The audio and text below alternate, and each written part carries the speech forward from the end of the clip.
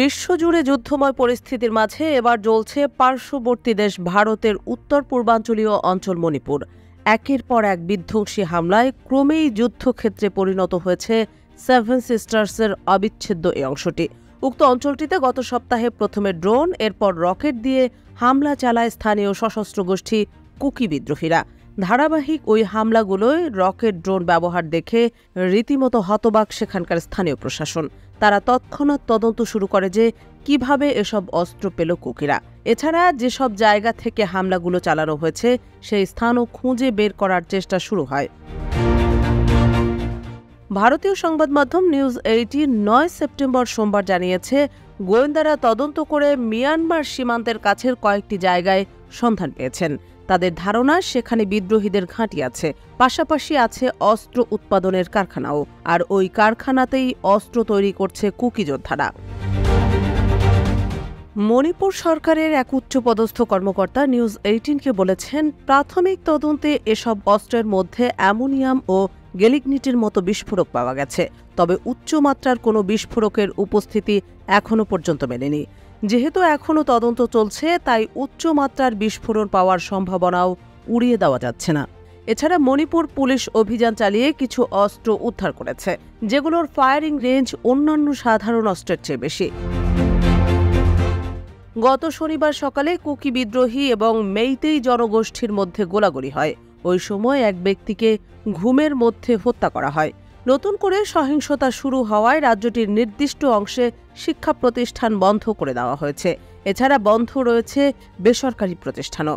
9 September সংবাদ মাধ্যম the economic Times জানায়, কুকি বিদ্রোহীরা বিষ্ণুপুরের দুটি আবাসিক এলাকায় দূরপাল্লার রকেট মোতায়েন করে রেখেছে।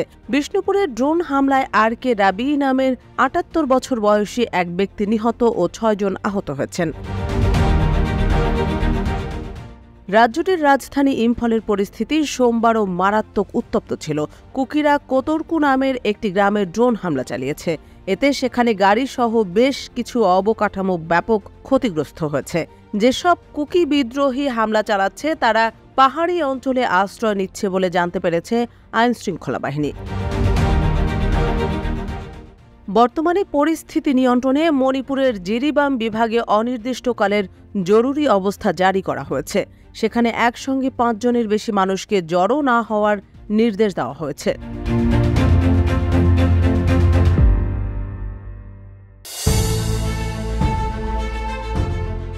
ছাত্র জনতার গণ অভ্যুত্থানের জেরে গত 5 আগস্ট পদচ্যুত হয়ে দেশ ত্যাগ করে ভারতে আশ্রয় নেন বাংলাদেশের সাবেক প্রধানমন্ত্রী শেখ হাসিনা। এই ঘটনার রেশ কাটতে না কাটতেই ভারতের পশ্চিমবঙ্গের এক নারী চিকিৎসককে ধর্ষণ ও নৃশংসভাবে হত্যার ঘটনাকে কেন্দ্র করে উত্তাল হয়ে ওঠে পশ্চিমবঙ্গ। ছাত্র জনতা ন্যায় বিচারের দাবিতে রাজপথে নেমে বিক্ষোভ শুরু করে। এই উত্তাল পরিস্থিতির মাঝেই রাজ্যটির মুখ্যমন্ত্রী মমতা ব্যানার্জির পতনের দাবিতে ব্যাপক শোরগোল ওঠে। আপাত দৃষ্টিতে বাংলাদেশ এবং কলকাতার শিক্ষার্থী আন্দোলনের পরিস্থিতি এক মনে হলেও বিষয়টি একদমই মানতে নারাজ মুখ্যমন্ত্রী মমতা ব্যানার্জি। উল্টো তিনি জোর গলায় হুঁশিয়ারি উচ্চারণ করে বলেছেন যে পশ্চিমবঙ্গের পরিস্থিতি বাংলাদেশের মতো হবে না। রাজ্য সরকারের সচিবালয় নবান্নতে আয়োজিত একটি প্রশাসনিক নিরীক্ষা বৈঠকে সোমবার মমতা এ বিষয়ে কথা বলেন। তৃণমূল কংগ্রেসের নেত্রী মমতা ব্যানার্জির অভিযোগ, হাসপাতালের ঘটনার সুযোগ নিয়ে অযথা সারা বিশ্বে তার রাজ্যের বদনাম করা হচ্ছে। শিক্ষানবিশ ওই চিকিৎসককে ধর্ষণ ও হত্যার ঘটনার বিচারে কালক্ষেপণ করা হচ্ছে অভিযোগ তুলে ভারতের ক্ষমতাসীন বিজেপি সহ বিভিন্ন রাজনৈতিক দল এখন মমতা ব্যানার্জির পদত্যাগ দাবি করছে। এই ঘটনার সঙ্গে বাংলাদেশের ছাত্র আন্দোলনে শেখ হাসিনা নেতৃত্বাধীন সরকারের পতনের ঘটনারও তুলনা করা হচ্ছে ভারতে। তবে মমতা এই তুলনাকে রীতিমতো উড়িয়ে দিয়েছেন। এই প্রসঙ্গে বৈঠকে মমতা বলেন, তাদের বোঝা উচিত বাংলাদেশ আলাদা রাষ্ট্র, ভারত আলাদা রাষ্ট্র। এটি আপনারা মাথায় রাখতে ভুলে গিয়েছেন। বাংলাদেশ একটি অন্য রাষ্ট্র, তাদের আমরা সম্মান করি, তাদের ভাষাকে সম্মান করি। এখানে বাংলাদেশ হবে না। বিদেশে বসে একটি নির্দিষ্ট মহল তৃণমূলের সমালোচনা করছে মন্তব্য করে মমতা বলেন, একটি হোয়াটসঅ্যাপ গ্রুপ জুটেছে, যারা এখান থেকে পড়াশোনা করে খেয়ে দেয়ে মানুষ হয়ে বাইরে গিয়েছেন। তারা একতরফা কথা শুনে বাংলার বদনাম করছেন। তারা তো দুপক্ষকে শুনতে পাচ্ছেন না। এদিকে আরজিকর কাণ্ডের বিচার না হওয়ায় আসছে দুর্গাপূজা উদযাপন না করার জন্য সোশ্যাল মিডিয়ায় প্রচার শুরু হয়েছে। এই প্রচারের বিরোধিতা করে আন্দোলনকারীদের উদ্দেশ্যে মুখ্যমন্ত্রী বলেন, প্রতিদিন রাতে আপনারা যদি রাস্তায় থাকেন, অনেক মানুষের তো সমস্যা হয়। অনেক এলাকায় অনেক বয়স্ক মানুষ আছেন, আলো লাগালেই তাদের ঘুমের সমস্যা হয়। দূষণ নিয়ন্ত্রণ পর্ষদের নিয়মও রয়েছে রাত 10টার পর মাইক বাজানো নিয়ে। তা সত্ত্বেও তো আমরা সব ছেড়ে দিয়েছি। 1 মাস তো হয়ে গেল। আমি অনুরোধ করব, পূজায় ফিরে আসুন, উৎসবে ফিরে আসুন। সিবিআইকে অনুরোধ করব, তাড়াতাড়ি বিচারের ব্যবস্থা করুন। এছাড়া মাথা ঠান্ডা রেখে এবং সতর্কতার সাথে প্রশাসন চালাতে জেলা প্রশাসকদের পরামর্শ দিয়েছেন মমতা। সংকট সুরাহায় আন্দোলনরত চিকিৎসকদের সঙ্গে কথা বলতেও আপত্তি নেই বলে জানিয়েছেন তিনি। পুলিশ চলমান আন্দোলন ভালো সামলেছে মন্তব্য করে এ বাহিনীরও প্রশংসা করেছেন মুখ্যমন্ত্রী মমতা। তিনি বলেন, আইন শৃঙ্খলার সমস্যা কি পুলিশ দেখবে না? ভাগ্যিস পুলিশ এই কটা দিন সামলেছে, শান্তিপূর্ণ থেকেছে, মার খেয়েছে, নিজেদের রক্ত দিয়েছে, কিন্তু কারো রক্ত নেয়নি। কিন্তু মনে রাখবেন, পুলিশেরও সংসার আছে, তাদেরও পরিবার আছে, কিন্তু পুলিশকে অ্যাকশন নিতে বারণ করেছি।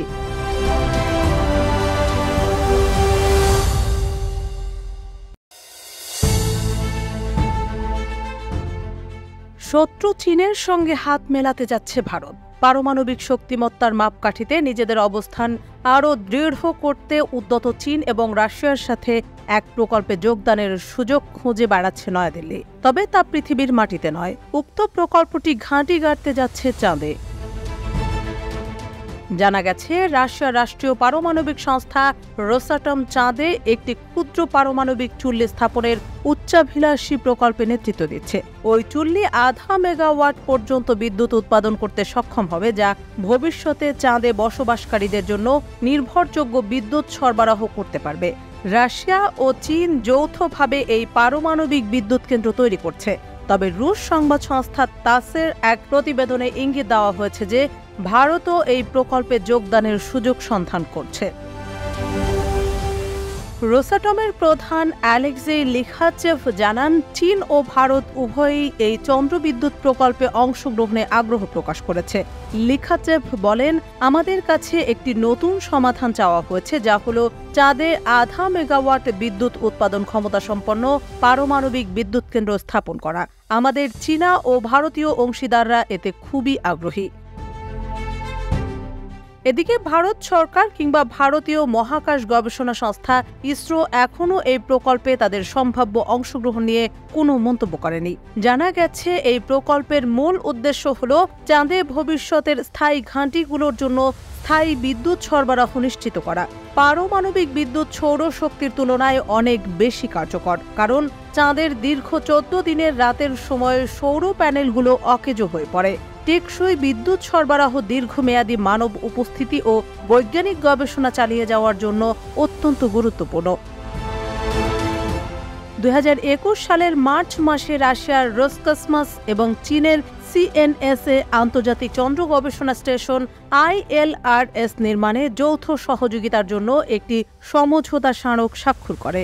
এর অংশ হিসেবে চীন 3টি মিশন চ্যাংই-6, চ্যাংই-7 ও চ্যাংই-8 পরিচালনা করবে। এটি 2026 সালের মধ্যে শুরু হবে এবং 2028 সালের মধ্যে রোবোটিক ঘাঁটির জন্য প্রয়োজনীয় প্রযুক্তি পরীক্ষার কাজ শেষ হবে।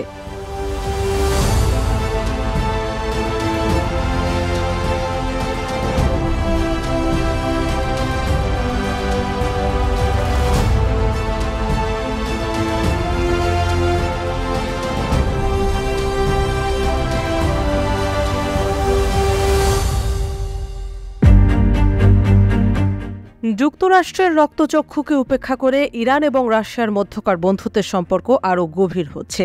এই সম্পর্কের উত্থান কার্যতই গভীর দুশ্চিন্তার ভাঁজ ফেলেছে বিশ্বের বেশ কিছু শক্তিশালী দেশের রাষ্ট্রপ্রধানদের কপালে। এবার ইরানকে গুরুত্বপূর্ণ অংশীদারের মর্যাদা দিয়েছে রাশিয়া। এমন সময় এই ঘোষণা এসেছে যখন রাশিয়াকে তেহরান স্বল্পমাত্রার ক্ষেপণাস্ত্র সরবরাহ করছে এবং ইচ্ছা থাকা সত্ত্বেও এমন খবর দৃঢ়তার সঙ্গে নাকচ করতে পারছে না মস্কো। 9 সেপ্টেম্বর সোমবার ক্রেমলিনের মুখপাত্র দিমিত্রি পেসকভ ইরানের সঙ্গে রাশিয়ার সম্পর্কের নতুন এই উচ্চতার কথা জানিয়েছেন। এদিকে ইউরোপীয় ইউনিয়ন জানিয়েছে ইউক্রেনে যুদ্ধরত রুশ বাহিনীগুলোকে ইরানের ক্ষেপণাস্ত্র সরবরাহের বিষয়ে তাদের কাছে বিশ্বাসযোগ্য তথ্য রয়েছে। রাশিয়া 2022 সালের ফেব্রুয়ারিতে ইউক্রেনে হামলা শুরু করে। যুদ্ধের শুরুর দিকে রাশিয়ার কোনো বন্ধু বা অন্য কোনো রাষ্ট্রকে প্রকাশ্যে সাহায্য সহযোগিতা করতে দেখা যায়নি। তবে পরবর্তীতে ইরান রাশিয়াকে শাহেদ ড্রোন সরবরাহের মাধ্যমে বিশ্বকে চমকে দেয় এবং মস্কো ও তেহরানের মধ্যে সম্পর্ক আরও ঘনিষ্ঠ হয়।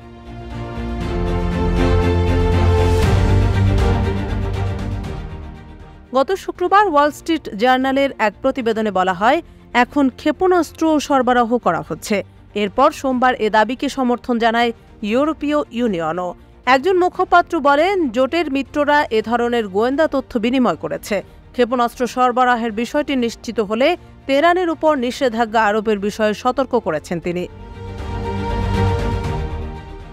যদিও ইরান এ ধরনের খবর অস্বীকার করেছে, তবে ক্রেমলিনের মুখপাত্র পেসকভ বিষয়টি জোরালোভাবে অস্বীকার করতে দৃশ্যত ব্যর্থ হয়েছেন। তিনি বলেন, আমরা খবরটি দেখেছি, এ ধরনের তথ্য সবসময় সত্য হয় না। এ সময় ক্রেমলিনের মুখপাত্র বলেন, ইরান আমাদের গুরুত্বপূর্ণ অংশীদার। আমরা আমাদের বাণিজ্য ও অর্থনৈতিক সম্পর্ক জোরদার করছি। সবচেয়ে স্পর্শকাতর ক্ষেত্রগুলো সহ সম্ভাব্য সব বিষয়ে আমাদের সহযোগিতা ও সংলাপ আমরা জোরদার করছি। এদিকে গত শুক্রবার যুক্তরাষ্ট্র সতর্ক করে বলেছে, রাশিয়াকে ইরানের কোনো ধরনের ব্যালিস্টিক ক্ষেপণাস্ত্র সরবরাহ ইউক্রেন যুদ্ধে মারাত্মক উত্তেজনা তৈরির বিষয় হিসেবে বিবেচিত হবে। পরবর্তীতে 9 সেপ্টেম্বর দৃঢ়তার সঙ্গে বিষয়টি অস্বীকার করে ইরান। এক সংবাদ সম্মেলনে ইরানের পররাষ্ট্র মন্ত্রণালয়ের মুখপাত্র নাসির কানানি বলেন, ইউক্রেন যুদ্ধের এক পক্ষের কাছে অস্ত্র রপ্তানির দাবি আমরা দৃঢ়তার সঙ্গে প্রত্যাখ্যান করছি। কানানি আরও বলেন, ইরানের বিরুদ্ধে অভিযোগকারীরা এই যুদ্ধের এক পক্ষের কাছে সবচেয়ে বেশি অস্ত্র সরবরাহকারী। নিজেদের অবস্থান পুনর্ব্যক্ত করে তিনি বলেন, তেহরান ইউক্রেন যুদ্ধের অংশ নয়।